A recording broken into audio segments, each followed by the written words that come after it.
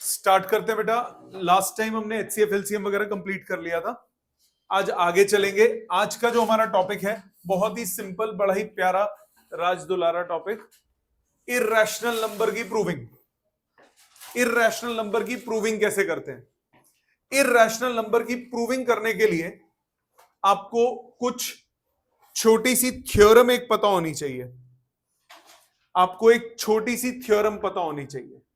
क्या थ्योरम है? प्लीज सामने देखिए। पहले वो लिखूंगा, एक्सप्लेन करूंगा, देन आप लिखना। आपको बोला let P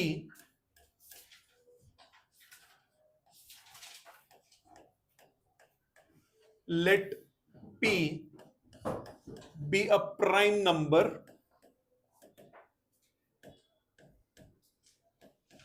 let p be a prime number if p divides a square, then p divides a। अगर p a स्क्वायर को डिवाइड करेगा तो जो p है वो a को भी क्या करेगा?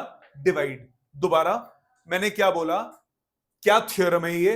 अभी इसको इलैबोरेट करता हूं। अभी ये तो स्टेटमेंट है, स्टेटमेंट से तो आज तक किसी का भला हुआ नहीं, लॉजिक से भला होता है। लॉजिक की अभी बात करते हैं। पहले स्टेटमेंट समझो, फिर स्टेटमेंट को मैं वर्ड टू वर्ड आपको एग्जांपल के साथ समझाऊंगा। मैंने क्या बोला? p एक प्राइम नंबर है। p एक प्राइम नंबर है। अगर वो प्राइम नंबर किसी के स्क्वायर को डिवाइड कर रहा है तो वो प्राइम नंबर उस टर्म को भी क्या करेगा? डिवाइड करेगा। अगर प्राइम नंबर किसी के स्क्वायर को डिवाइड कर रहा है तो वो प्राइम नंबर उस नंबर को भी डिवाइड करेगा। एग्जाम्पल से समझो। सबसे पहले एग्जाम्पल समझो। सपोज करो मेरे पास नंबर है 6। 6 को आप लिख सकते हो 2 इंटू 3, राइट। 6 के स्क्वायर को क्या लिख सकते हो?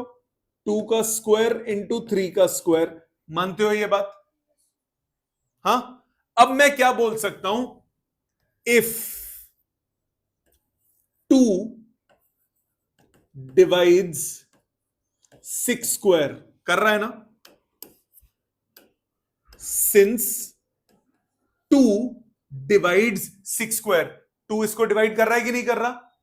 This implies 2 divides 6।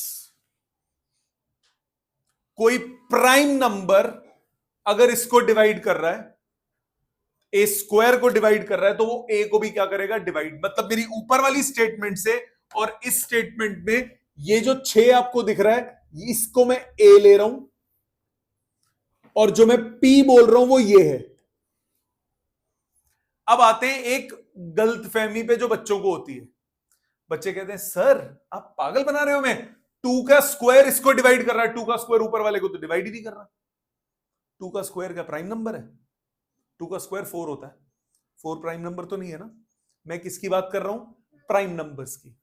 मैंने बोला जो p है वो एक प्राइम नंबर है। ये मैंने क्या की? प्राइम फैक्टराइजेशन की। प्राइम फैक्टराइजेशन में प्राइम नंबर 6 के स्क्वायर में कितना हो गया? 2 और 3। प्राइम नंबर्स यहां पे कौन से हैं? 2 एंड 3। सो अगर कोई प्राइम नंबर किसी नंबर के स्क्वायर को डिवाइड करेगा तो वो प्राइम नंबर उस नंबर को भी क्या करेगा? डिवाइड करेगा। ये बात समझ में आती है? अब मैं इसको एक टर्म और सुनो। अगर मैं बोलता हूं if A divides B, if A divides B, इसका क्या मतलब होता है? दोबारा सुन। इफ ए डिवाइड्स बी, इसका मतलब हो गया B by A is a whole number. Yes और नो? नेचुरल नंबर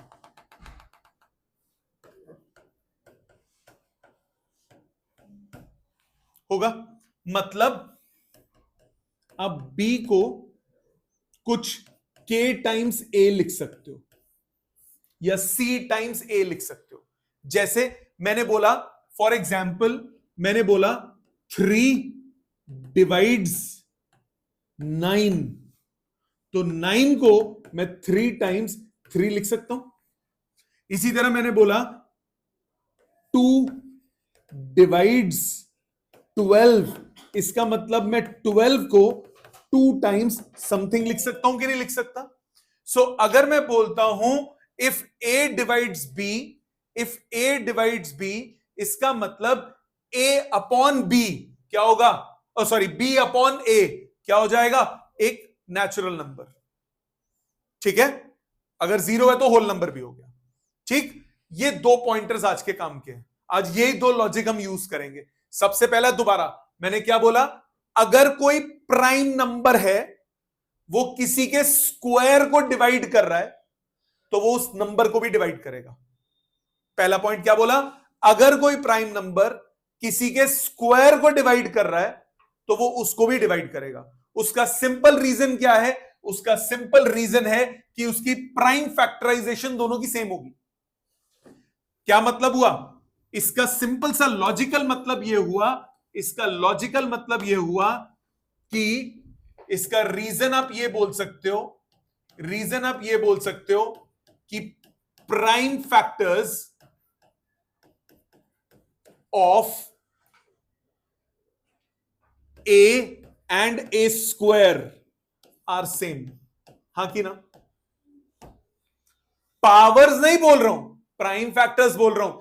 अगर 6 के प्राइम फैक्टर 2 और 3 है तो 36 के प्राइम फैक्टर भी 2 और 3 होंगे, क्योंकि प्राइम फैक्टर दोनों के सेम है। तो अगर कोई प्राइम फैक्टर P किसी के स्क्वायर को डिवाइड करेगा तो वो उसको भी डिवाइड करेगा। ये लॉजिक क्लियर।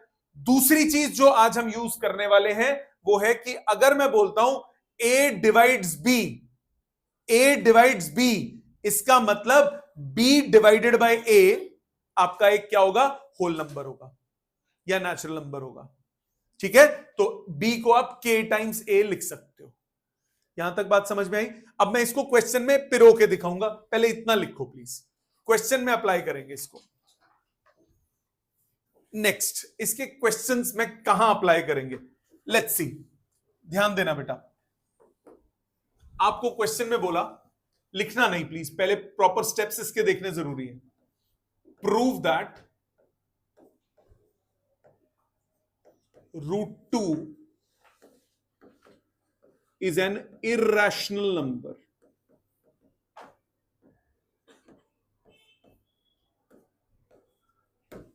आपको बोला स्क्वायर रूट ऑफ 2, बिटिया बाद में लिखे, पहले समझ ले प्लीज। आपको बोला स्क्वायर रूट ऑफ 2 आपको प्रूव करना है कि it is an irrational number. पहली बात, इरैशनल नंबर दोबारा से कौन से होते हैं, जिनका डेसिमल प्लेस नॉन टर्मिनेटिंग होता है, नॉन टर्मिनेटिंग होता है और नॉन रिपीटिंग होता है, नॉन टर्मिनेटिंग होता है और नॉन रिपीटिंग होता है। तो आपको बोला प्रूव करो √2 जो है वो इरैशनल नंबर है। तो आपको प्रूव करना है √2 जो है वो इरैशनल नंबर है, ये प्रूव करना है। सामने ध्यान दो, कैसे करते हैं इसको, हम एक टेक्निक से करते हैं, उसको बोलते हैं मेथड ऑफ कॉन्ट्रडिक्शन। कॉन्ट्रडिक्शन मतलब हम मान लेते हैं कि नहीं है, √2 हमें इरैशनल प्रूव करना है, मान लिया इरैशनल नहीं है।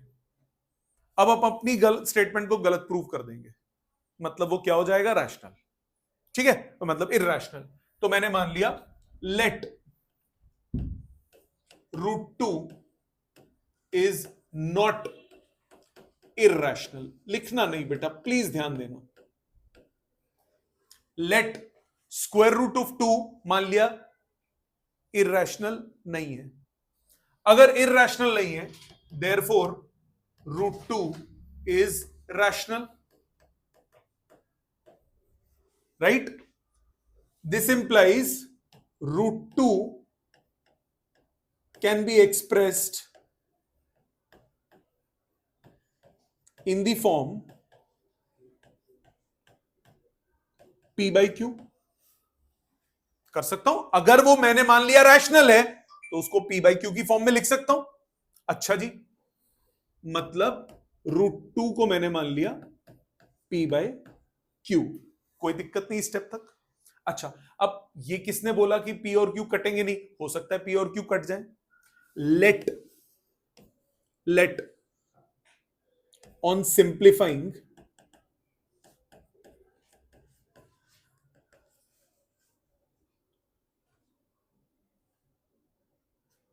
we get p by q, sorry, root 2 is equal to a by b, where a and b are co-prime. Number 1, यहां तक कोई दिक्कत है तो ये बताओ। काटने के बाद जब काट जाएगा सिंप्लीफाइड फॉर्म में आ जाएगा तो कोप्राइम नंबर्स बचेंगे ना, 2/3, 5/4, ऐसे जो कटते नहीं और फर्दर सिंप्लीफाई नहीं होते। ऐसा भी हो सकता है ना कि सॉल्व करके 12/7, 12/6, 12/8 आ गया तो 12/8 आ गया तो वो कट सकता है ना। अगर 12/8 आया तो वो कोप्राइम तो नहीं है, वो कैंसिल हो सकता है। 4 3 4 2 3/2 हो सकता है। बट जब मैं 3/2 लिखूंगा तो वो क्या बन गए? कोप्राइम बन गए। मतलब ये और ज्यादा सिंप्लीफाई नहीं हो सकते। तो मैंने इनको मान लिया कि ये कोप्राइम है, ए और बी कोप्राइम है। इसका मतलब ए जो है उसको √2 टाइम्स बी लिख सकता हूं। गलत तो नहीं है क्रॉस मल्टीप्लाई करके। इसका मतलब ए स्क्वायर को मैं 2b² लिख सकता हूं। इसका मतलब ए स्क्वायर इज डिविजिबल बाई 2, हां कि ना? ए स्क्वायर जो है वो किससे डिविजिबल हो गया? 2 से डिविजिबल हो गया। इसका मतलब a is divisible by 2।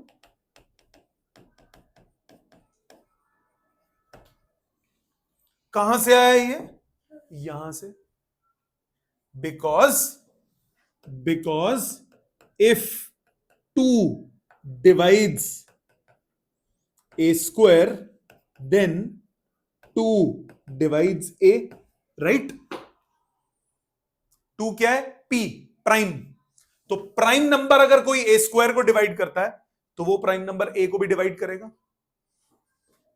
A is divisible by 2। यहां पे हमारा ए और बी क्या था? कोप्राइम। यहां पे मैं क्या कह रहा हूं? ए 2 से डिविजिबल है, मतलब ए प्राइम नंबर नहीं है।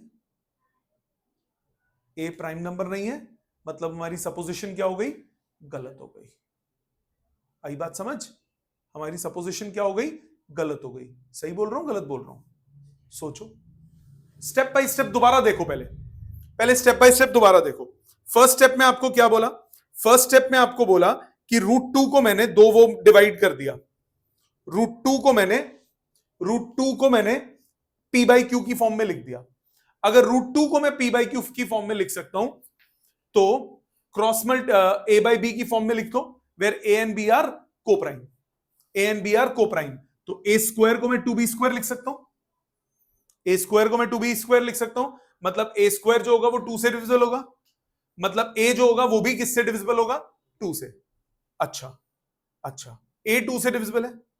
अगर मैं ये प्रूव कर दूं कि b भी 2 से डिविजिबल है तो हमारी सपोजिशन गलत हो जाएगी। अगर मैं ये प्रूव कर दूं कि b is also divisible by 2 तो हमारी सपोजिशन गलत हो जाएगी। हमारा टारगेट है वो करना। कैसे करें? सर जो a है हाँ, उसको हम 2 लेट कर लेंगे। अच्छा, क्यों? ऐसे क्यों? क्योंकि a is divisible. Absolutely correct. यहां तक बात समझ में आई? पहले ये बताओ, a इज डिविजिबल बाय 2, ये हम प्रूव कर चुके हैं। इसका मतलब मैं a को ट्वाइस ऑफ सम नंबर लिख सकता हूं। सब्स्टिट्यूट कर दो। इसको फर्स्ट इक्वेशन बोला, इसको सेकंड इक्वेशन बोला, इसको मैं थर्ड इक्वेशन बोल देता हूं। सब्स्टिट्यूट इन थर्ड, हमें क्या मिलेगा? ए स्क्वायर हो गया 4m² is equal to 2b²। इसका मतलब क्या हुआ? 2 से 4 कट गया, b² कितना आ गया? 2m²। हो गई गेम। मतलब क्या हुआ? b² is divisible by 2। इसका मतलब b इज डिविजिबल बाय 2। आई बात समझ? बी स्क्वायर 2 से डिविजिबल है, बी भी 2 से डिविजिबल है, तो अब क्या बोलोगे? Since both A and B are divisible by 2, therefore A and B are not coprime. Hence, our supposition is wrong. Therefore, root 2 is irrational. हमारी सपोजिशन क्या थी कि रूट 2 क्या है? रूट 2 क्या है? रैशनल। हमने गलत प्रूव कर दिया हमारी सपोजिशन को, तो इसका मतलब रूट 2 क्या हो गया? इर्रेशनल। समझ में आया? दोबारा समझो जी बेटा, बोलिए बेटा। जब हमने ए और बी को कोप्राइम तो लिया, तो हमने कोप्राइम अज्यूम करा था। सुन, पूरा दोबारा सुन, पूरी स्टेटमेंट दोबारा सुनियो, एक एक करके, एक एक स्टेप बाय स्टेप बात करते हैं। पहला मैंने बोला let root 2 is not rational, let root 2 is not irrational. हमें प्रूव करना था रूट 2 इरैशनल है, मैंने मान लिया रूट 2 इरैशनल नहीं है। अगर रूट 2 इरैशनल नहीं है मतलब रूट 2 रैशनल होगा। रैशनल नंबर को पी बाई क्यू की फॉर्म में लिख सकते हो, मैंने उसे पी बाई क्यू की फॉर्म में लिख दिया। काट के उसको मैं कोप्राइम नंबर्स की फॉर्म में लिख सकता हूं, तो रूट 2 को मैं कोप्राइम तक ले आया। क्या यहां तक बात कोई दिक्कत? मतलब मैंने उस स्टेप तक सॉल्व कर लिया जब तक वो कोप्राइम बन जाते हैं। Now A and B are co-prime, it means there is no common factor between A and B. Pointer clear? A और B में कोई कॉमन फैक्टर नहीं है। अगर मैं ये प्रूव कर दूं कि नहीं A और B में कॉमन फैक्टर है, इसका मतलब क्या हुआ? जो मैंने अज्यूम किया सारा गलत है, मतलब वो क्या हो जाएगा? रैशनल। तो अब हमारा टारगेट है A और B को कोप्राइम ना प्रूव करना। कैसे? क्रॉस मल्टीप्लाई किया मैंने, A को मैंने लिखा root 2B, squaring both sides a square आ गया 2b स्क्वायर, ए स्क्वायर 2b स्क्वायर मतलब ए स्क्वायर डिविजिबल बाय 2, मतलब a is divisible by 2। A is divisible by 2 मतलब a is twice of something, तो ए को मैंने ले लिया ट्वाइस ऑफ एम, उसको वापस इसमें डाल दिया। 4m square is 2b square, कटा b स्क्वायर आ गया 2m स्क्वायर, मतलब b square is divisible by 2, मतलब b इज डिविजिबल बाय 2, तो a is also divisible by 2 and b is also divisible by 2। इसका मतलब a और b क्या है? कोप्राइम नहीं है। कोप्राइम नहीं है इसका मतलब हमारी सपोजिशन गलत थी। हमने क्या सपोज किया था? कि वो कोप्राइम है। अब वो कोप्राइम नहीं है मतलब हमारी सपोजिशन गलत है, मतलब वो क्या बन गया? इररेशनल। समझ में आ गया? ये लिखो, एक और करता हूं ऐसा, फिर एक तुमसे करवाऊंगा। कौन सा बेटे? ठीक है बेटे, 2 से 4 कैंसिल हुआ, मतलब वो आई कैसे? ये कैसे आई? देख, a इक्वल टू 2m नजर आ रहा है, ये माना है मैंने, ये बात तो क्लियर है। इसको मैंने इसमें सब्स्टिट्यूट कर दिया,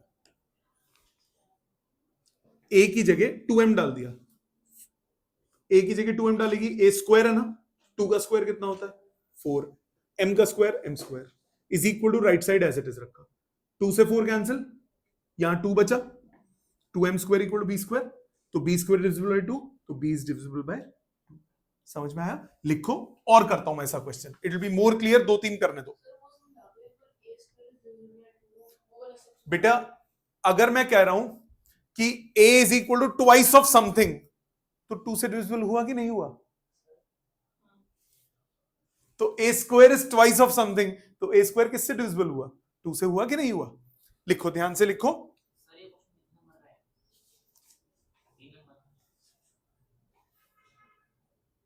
नेक्स्ट एक और ऐसा सेम सा करते हैं। क्या क्वेश्चन है? ध्यान दें सब लोग। आपको बोला prove that root 3 is irrational. Root 3 को प्रूव करना है कि वो इरैशनल है। सेम तरीका, क्या स्टेप्स? पहला स्टेप बोलो, क्या करते हैं? मान लिया कि वो रैशनल है। Let root 3 is not irrational.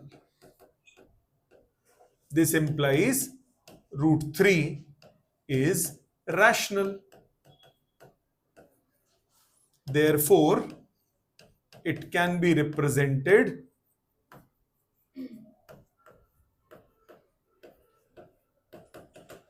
in the form P by Q.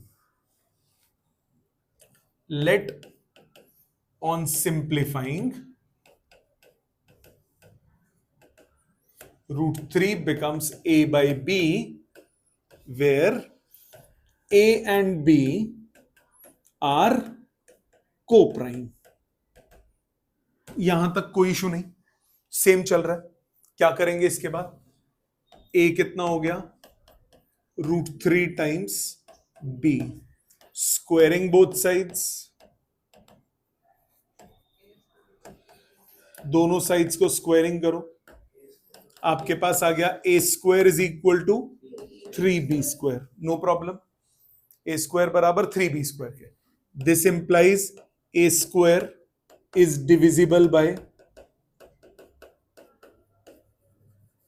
3, which implies A is divisible by 3. No problem. यहां तक नो इश्यूज. अब क्या करोगे? नंबर्स दे देते हैं 1 2. अब क्योंकि A डिविजिबल बाय 3 है तो A को आप 3 टाइम्स x लिख सकते हो.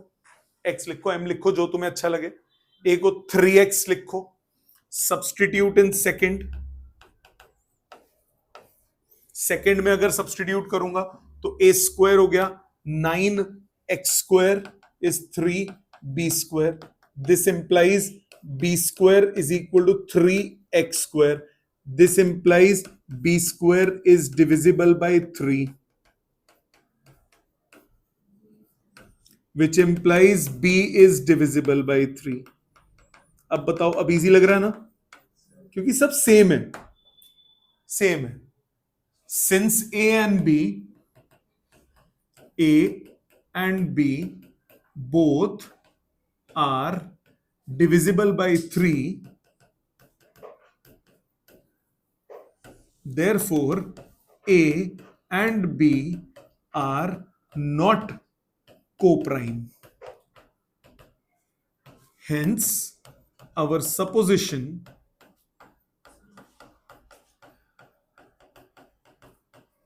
is wrong. Therefore, root 3 is irrational. समझ में आ गई सबको बात? एकदम क्लियर. एक और करो आप, ये लिख लो और इसके बाद करो prove that root 5 is irrational. Similar एकदम. करिए प्लीज, ये लिख लीजिए और इसको करिए.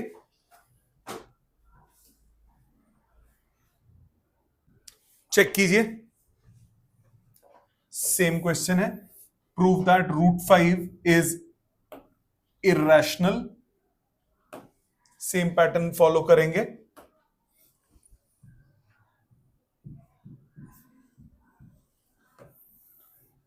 let root 5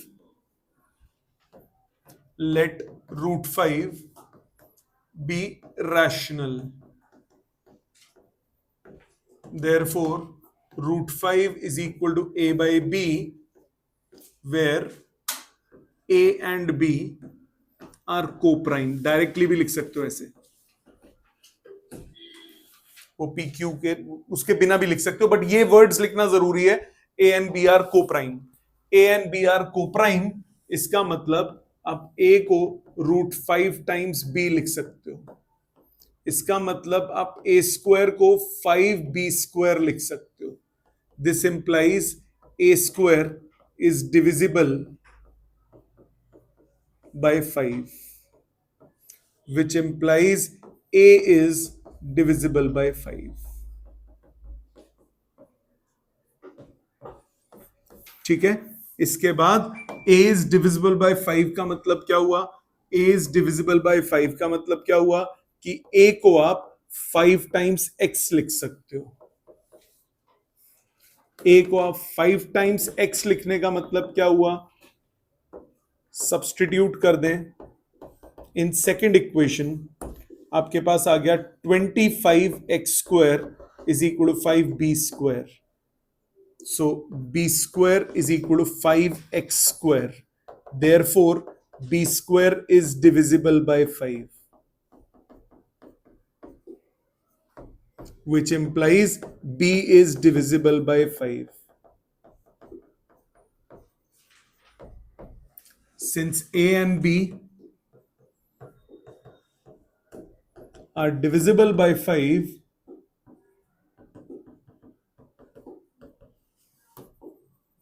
therefore a and b are not co-prime.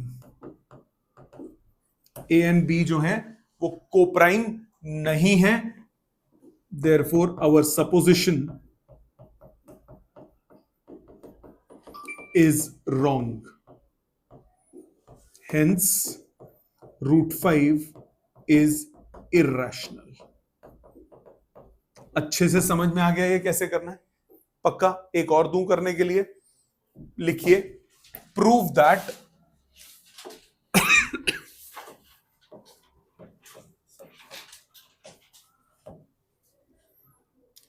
(3√2/5) is irrational. दिमाग लगाओ, दिमाग लगाओ. इसमें आप डायरेक्टली रिजल्ट यूज कर सकते हो कि √2 जो है वो इर्रेशनल है. करो, पहले दिमाग लगाओ. सामने चेक कीजिए, कोई बात नहीं, इसका मेथड दूसरा है. सामने देखो, क्या करोगे? Let 3√2/5 be rational. Therefore 3√2/5 is equal to a by b, where a and b are co-prime. लिख सकता हूं, a and b are co-prime. So √2 आपके पास आ गया 5a/3b. √2 आपके पास आ गया 5a/3b. ठीक है, 5a/3b. यहां तक कोई दिक्कत नहीं. अब आप क्या प्रूव करो? यहां तक लिखने के बाद इसको नंबर 1 लिख लो. अब इसके बाद प्रूविंग करो कि √2 जो है वो इर्रेशनल है. यहां पे आप पूरा प्रूविंग करोगे. ये जो फर्स्ट क्वेश्चन हमने किया था, यहां पे आप प्रूविंग करोगे दैट √2 इज इर्रेशनल. वो जो फर्स्ट क्वेश्चन किया ये पूरा यहां पे करोगे. इसके बाद ये लिखने के बाद आपने प्रूव कर दिया √2 क्या है? Irrational. But 5a/3b is rational. Therefore, नहीं, since irrational number is not equal to rational number, therefore our supposition is wrong.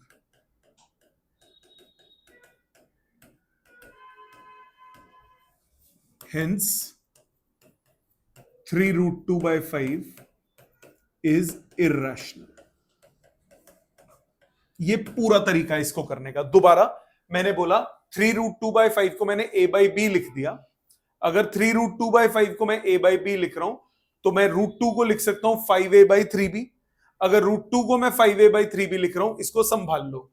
अब इसके बाद प्रूव कर दो कि √2 इर्रेशनल है, जो हमने फर्स्ट क्वेश्चन में पूरा प्रूव किया था कि √2 को हमने इर्रेशनल प्रूव कर दिया. अब ये लेफ्ट साइड इर्रेशनल है, राइट साइड रैशनल है, तो क्या रैशनल और इर्रेशनल नंबर बराबर हो सकते हैं? नहीं हो सकते. मतलब हमने जो माना वो गलत है. मतलब ये क्या हो गया?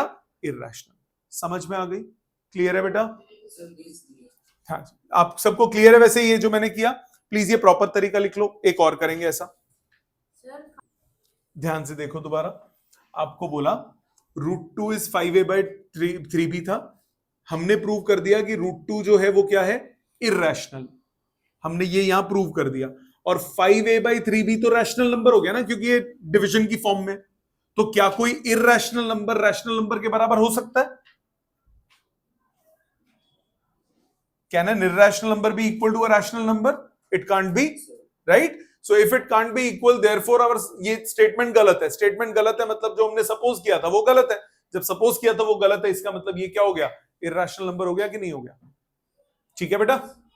और देखो, एक और देखो, आपको बोला prove that 2 + 5√3 is irrational। Again इसमें भी सेम गेम खेलोगे। मेथड समझो बेटा, पहले घर पे करने के लिए बहुत अटेंशन ना लो। 2 + 5√3 आपको इरैशनल प्रूव करना है। मान लोगे लेट 2 + 5√3 इज रैशनल, देयरफॉर 2 + 5√3 को आप a/b लिख सकते हो, where a and b are coprime.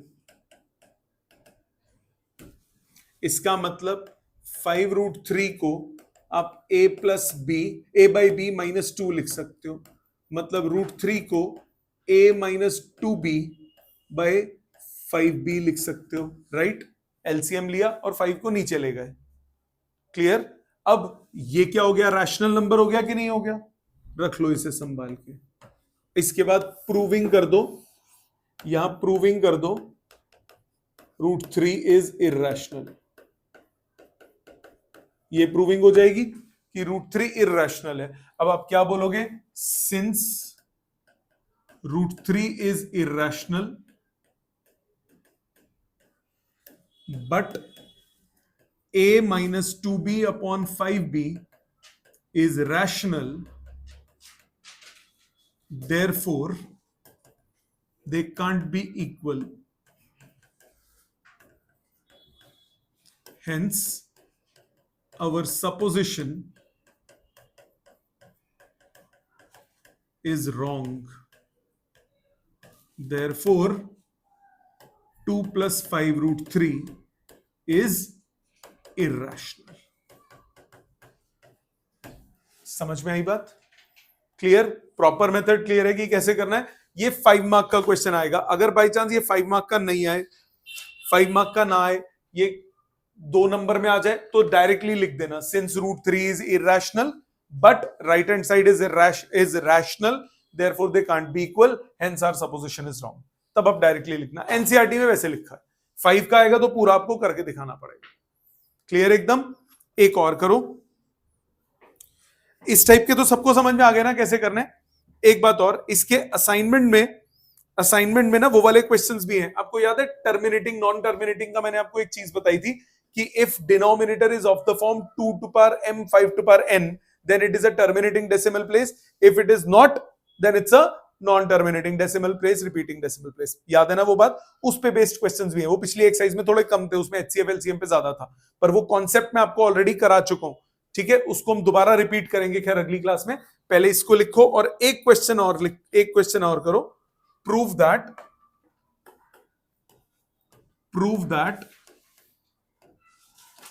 1/2 + √3 is irrational।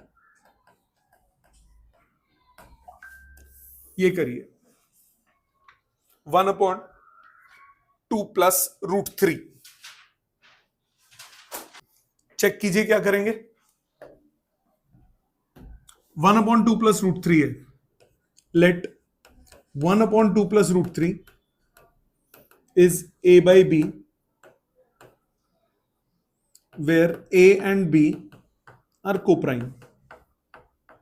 अभी तक आपको एक पैटर्न नजर आया होगा। हर क्वेश्चन में हमने रूट वाली टर्म को अलग किया है, तो इसमें भी करेंगे। एन पहले पुट्ठा कर दो, इन्वर्ट कर दो। √3 + 2 किसके बराबर आ गया? b/a के। √3 + 2 किसके बराबर आ गया? b/a के। तो आप √3 को क्या लिख सकते हो? b/a - 2, मतलब b - 2a/a। ये हुआ √3, मानते हो? अब आगे सेम प्रोसेस कर सकते हो। ये क्या है?